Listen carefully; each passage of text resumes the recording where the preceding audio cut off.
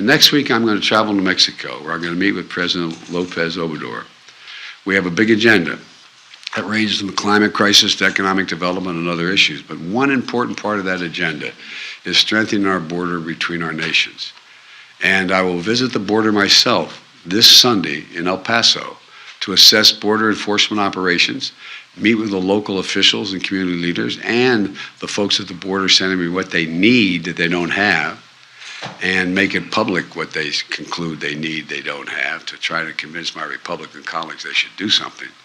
And I know that migration is putting a real strain on the borders and on border communities. They can't do anything but that. We're going to get these communities more support. So let me close with this. Our problems at the border didn't arise overnight and they're not going to be solved overnight. It's a difficult problem. It's clear that immigration is a political issue that extreme Republicans are always going to run on. But now they have a choice. They can keep using immigration to try to score political points, or they can help solve the problem. They can help solve the problem and come together to fix the broken system. Before Congress adjourned for the holidays, some Democrats and Republicans, a few of them, got together, both sides up in the Senate, and decided they were going to put together a comprehensive plan on immigration. But the Republican leadership and other Republicans, I don't know exactly who did it, rebuked it and rejected it out of hand. It broke up. Just like they rejected my plan 2 years ago.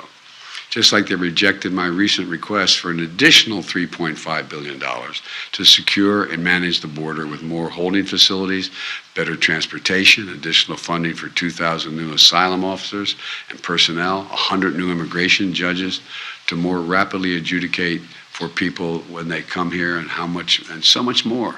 Think about it.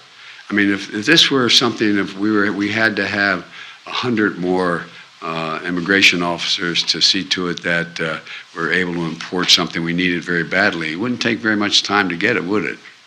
It'd be real done. Or conversely, if there are criminal gangs coming into the nation, but when it comes to immigration, it seems like it's a better issue for them than trying to solve it.